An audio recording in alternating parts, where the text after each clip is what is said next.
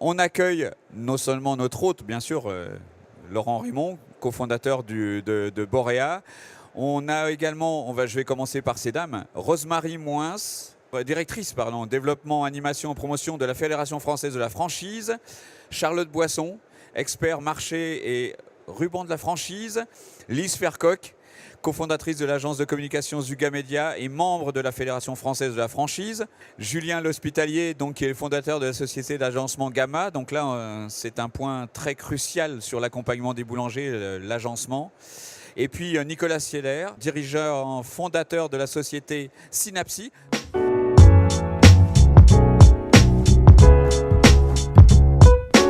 Voilà pourquoi nous sommes devenus franchiseurs et qu'on continue encore à apprendre franchiseurs.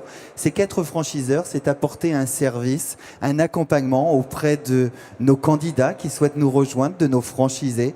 Et une fois qu'ils sont ouverts, c'est de leur apporter un accompagnement pour être en pleine réussite. Et pour pouvoir être en pleine réussite, il y a un accompagnement sur le commerce et puis il y a un accompagnement sur la technique. Et ils sont là pour vous expliquer tout ça, tout simplement.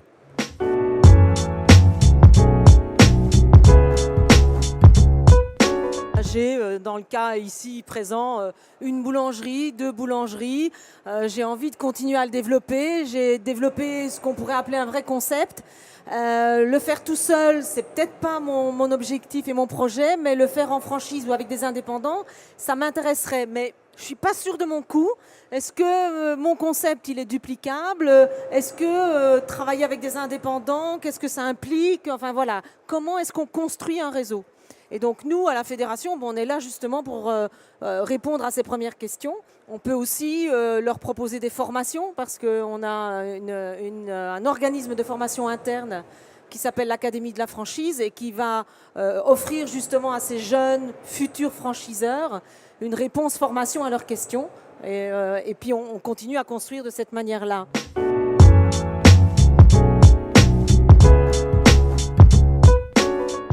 D'abord, en tant que futur franchiseur ou franchiseur, on a une obligation de transmission d'informations avant que le projet naisse, avec dans le document de l'information précontractuelle avec 2 états. Un état général du marché, donc celui de la boulangerie en France en 2018, et un état local qui est une photographie à date du territoire sur lequel le candidat va s'installer.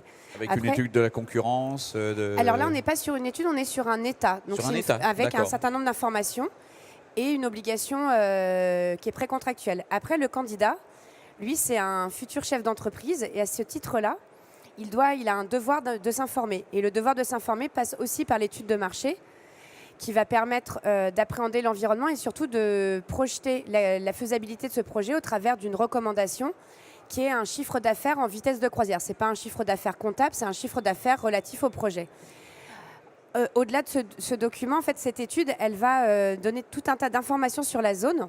Et selon que vous êtes sur une zone résidentielle, une zone, un centre commercial, une petite ville, une grande ville, en fait, il y a des choses qui vont être différentes et qui vont servir tout au long de la vie de la boulangerie. C'est pas juste avant ouverture pour avoir un financement, c'est aussi derrière comment on va travailler, quel est le profil des chalands que je vais avoir. Est-ce que ça va plutôt être des touristes, plutôt des étudiants, plutôt des résidents, plutôt des salariés. Et donc ça va ça va aider aussi à projeter. Est-ce que je vais travailler plus dans la semaine le midi? Est-ce que je vais travailler plus le week-end? Comment ça va se répartir?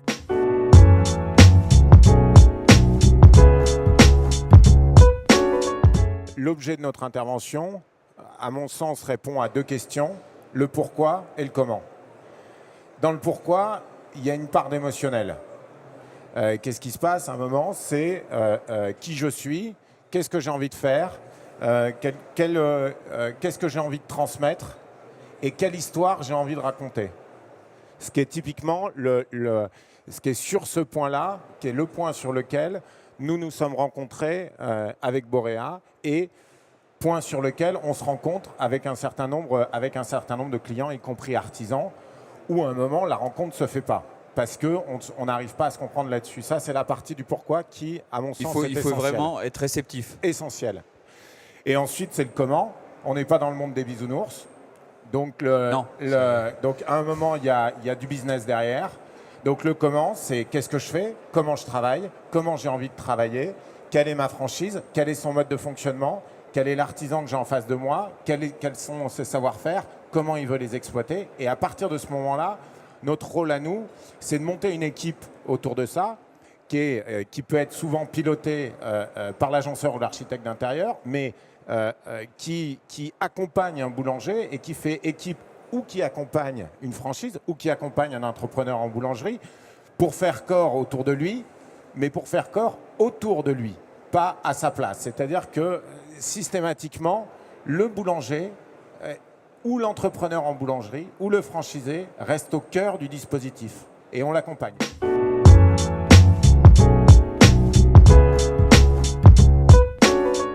Ce qu'on essaye de faire auprès des franchisés, qui sont des entrepreneurs, mais parfois tout nouveaux entrepreneurs, on essaye justement de leur apporter un service vraiment aux petits oignons, quoi. Quelque chose, on les met dans un cocon, on essaye. Ils ont plein de problèmes à gérer au moment de l'ouverture. Et je pense que chacun à notre niveau, chacun des corps de métier, on essaye de lui enlever des soucis et faire en sorte que le démarrage se passe de la meilleure des manières possibles. Donc ça, c'est un peu notre enjeu, notre responsabilité. C'est de dire, OK, vous avez plein de choses à gérer, il y a une ouverture à telle date, et on va accompagner le client jusqu'à éventuellement l'aider au démarrage et être là lors des premières heures au niveau de la vente. Parce que il y a plusieurs critères, mais déjà une chose, c'est qu'ils ne sont pas tous férus d'informatique, ils sont pas tous nés avec une souris ou avec un écran tactile au bout des doigts. Pas encore. Voilà. Donc on essaye, c'est ça. Et on essaye justement d'amener un service complémentaire au-delà de la solution qui est déjà existante. La notion de service chez nous, c'est vraiment c'est une philosophie. On ne conçoit pas de poser une caisse dans un coin et laisser l'utilisateur se débrouiller avec. L'accompagnement, c'est avant, pendant et se suit après, des semaines après le démarrage. Tout départ.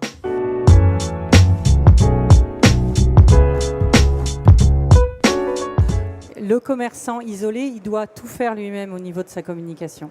Tout. Il doit commencer par choisir un nom, par avoir un logo, par avoir une charte graphique, par faire tous ses outils de communication, prévoir des opérations d'inauguration, d'anniversaire, prévoir toutes les opérations de promotion. Et Dieu sait qu'en boulangerie, les opérations de promotion et les opérations pour toutes les fêtes, que ce soit l'Épiphanie, Noël, Pâques, elles sont nombreuses. Toutes ces opérations-là, un franchisé, il le fait, mais il le fait avec l'accompagnement de son franchiseur. C'est-à-dire que les outils, le franchiseur, il est là pour lui rapporter les outils pour lancer son magasin, bien entendu, sa boulangerie, mais aussi pour faire vivre toute l'année sa boulangerie.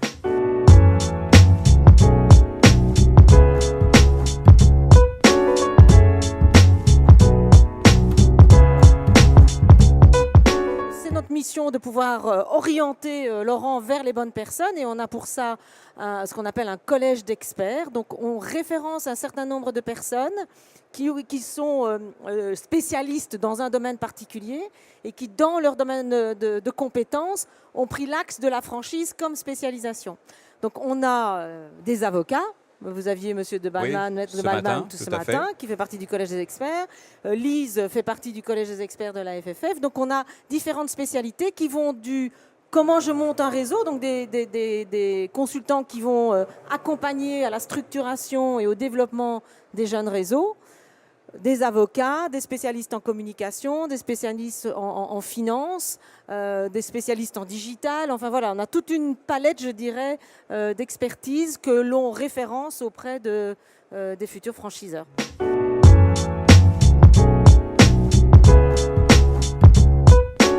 Alors justement, pour la prise des commandes, encore une fois, avec l'enseigne Borea, on a réussi notamment à désengorger les files d'attente en ayant en lien avec l'agenceur justement un circuit dans le magasin qui permet au niveau de l'informatique et de l'encaissement de séparer quasiment l'encaissement en deux parties. Il y a la prise de commande d'un côté et on encaisse au bout. Et ça permet de libérer de l'espace et on fluidifie le passage en magasin. Donc ça déjà, c'était une première chose, quelque chose qui fonctionne d'ailleurs très bien. Puis en termes de digitalisation, on ne s'est pas arrêté là. Le click and collect qu'on met en place également va permettre de désengorger également le magasin. Voilà, surtout pour améliorer le service au client final finalement, quoi. C'est vraiment ça l'enjeu de tous ces nouveaux outils qui sont mis en place dans cette profession. Ouais.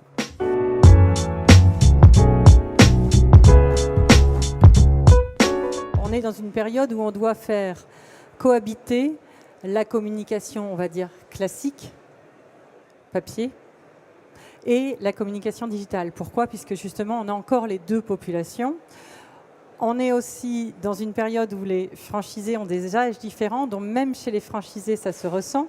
C'est-à-dire que les franchisés plus anciens se mettent petit à petit à la digitalisation, alors que les franchisés qui arrivent dans les réseaux, eux, ils ont grandi avec ça.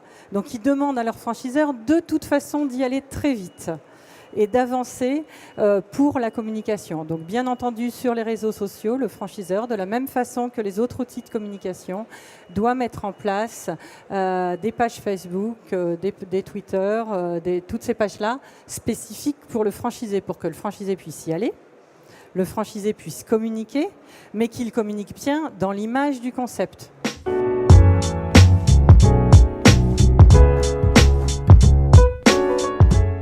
Vous savez, la grande qualité de deux cofondateurs, c'est l'écoute. Et nous, on l'a commencé par l'écoute de nos clients, parce que c'est eux qui nous font vivre.